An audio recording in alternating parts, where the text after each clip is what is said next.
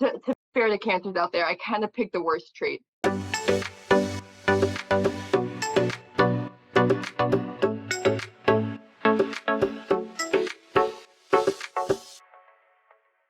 Hello, YouTube. This is The Bookend. The book is The Lord of the Rings, The Fellowship of the Ring. Fellowship of the Ring by J.R.R. Tolkien. For people who haven't heard of Lord of the Rings or haven't seen Lord of the Rings, probably just want to do that before watching this. Spoilers. Book learn talk. Toast. BLT. Toast to BLT. Toast to BLT time. All right. Book talk learn. I did Lord of the Ring characters as zodiac signs. If you look online, there are a couple links, but what I found, and actually there was one that was released like yesterday, but I was disappointed because all of these seem to be based off of the movie character personalities. So these are your Lord of the Rings zodiac signs based on the book character. And originally I tried to do it by their birthday, but we really only know Frodo and Bilbo's birthday. So I gave that up. Okay. So I did this so we could go by our individual ones, but since we're rushed, I'm just gonna go step by step. So we'll start with Aries, the ram. Aries is Bilbo. Aries are traditionally courageous. They dive headfirst into challenging situations like, hey, let's go fight a dragon. They typically don't have a filter and can be moody, which we see Bilbo gets more moody with his ring the longer he wears it. They get angry and then kind of forget why they were angry, easily bored, and will do anything on a dare, like singing in front of all the elves in the river place. Okay, next we have Taurus, the bull, which, Christine, we have Gimli. Taurus are reliable, practical, but this can also make them stubborn, which not just Gimli, but pretty much our dwarves are known for. They really just want to cuddle. They like their creature comforts. He likes his nice fancy dwarf metal armor and his axe. They tend to be a homebody. He just wanted to go to Moira and like see where the dwarves lived. And they're pretty much all or nothing. He was like, no, let's go under the mountain. Or nah, let's stay home, kind of thing. Cool. Next we have Gemini, which is me, the twins. For Gemini, we have Pippin. Gemini tend to be charismatic. They can also, on the flip side, be pretty nervous. They use humor as a crutch. They're very playful, adorably erratic, and can be insatiably curious, as we saw when he dropped a stone down the well and attracted all the orcs. But not the Kraken. That would be Cancer, the crab, aka Boromir. Cancers, to be fair to Cancers out there, I kind of picked the worst trait.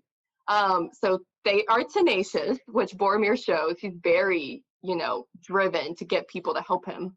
They tend to take on other problems, like when he, one of the 4 survivors, took this dangerous trip to come ask a question. They can be emotional, and because of that, they're often insecure and very sensitive. They seek comfort, like when they try to take the ring for themselves. They can be very suspicious and manipulative. Next, we have Leo, the lion. Here we have Tom Bombadil. Leos have huge personalities. They're very fiery in the spotlight, and they can also be very generous and cheerful. They just exude warmth. They can also be a little bit vain. I mean, come on, look at those yellow boots.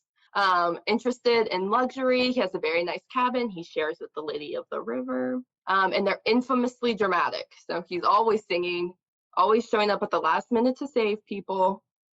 Very larger than life. Next, we have Virgo. Here we have Legolas.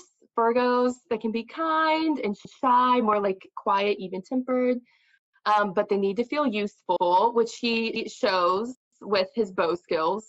Has a quick fix for everything, namely an arrow. Exceptional spatial awareness.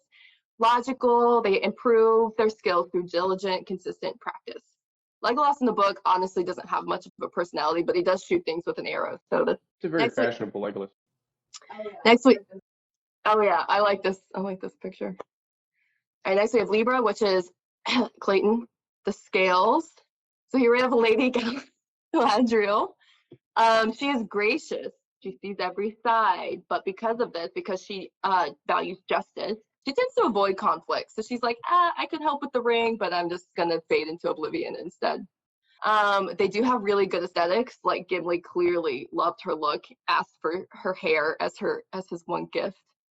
They are prone to fantasy, as we saw with her little prophesizing. But overall, yeah, likes to establish equilibrium.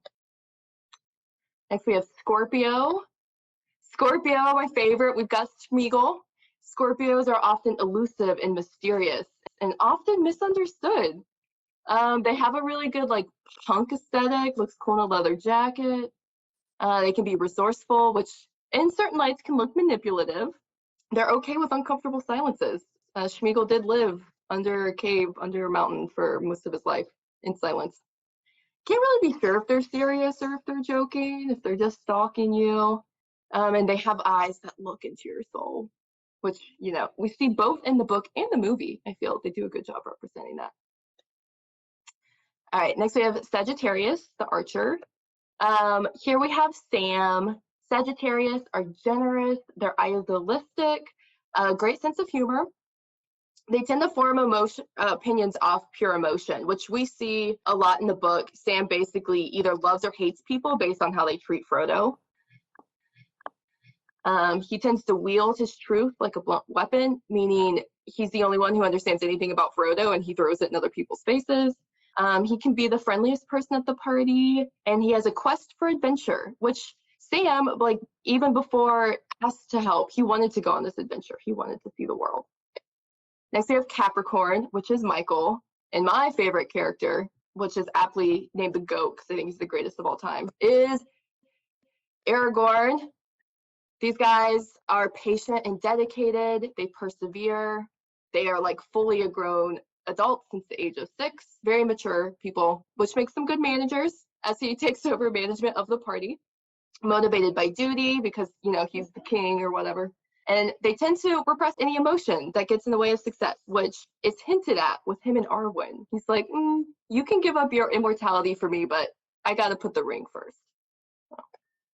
Is full-grown adult since 6, is that like in official horoscope language? Yeah, I pulled that straight from Google. That's a real thing. Okay, next we have Aquarius, or the water bear. This is Gandalf, obviously. Aquarius are innovative and progressive, and they're all about revolutionary, stick it to the man. They can be purposefully esoteric, like, I don't know, just not telling people key information they needed to know about their whole life until, oh no, it's almost too late, and now you have to give it to your son so that he goes through the same problem. They can be temperamental, like just randomly yelling at hobbits. They do actually believe in conspiracy theories, which may or may not be true. He is dedicated to making the world a better place. Okay, and last we have Pisces, which you guessed it is Frodo. Oh, Frodo. Pisces are compassionate and gentle. They're somehow both mature and immature at the same time. This gentler side of them can often lead them to be fearful, and Frodo is like afraid all the time. Often plays the martyr, like when he decided, I'm just gonna go off by myself and sneak away from everyone after Boromir tries to, you know, tackle me. They're pretty intuitive. They like tend towards the psychic, which I think we see when, you know, Frodo wears the ring more. He starts having visions about Mordor and Sauron and things like that. Often divided between fantasy and reality. Can't remember if he dreamt it or if it actually happened. Like, has he been there before? Why do I want to go to the mountains? Stuff like that. So. And yeah, those are all the zodiacs. Not fair. Of course, Michael did. Of course, Michael gets here.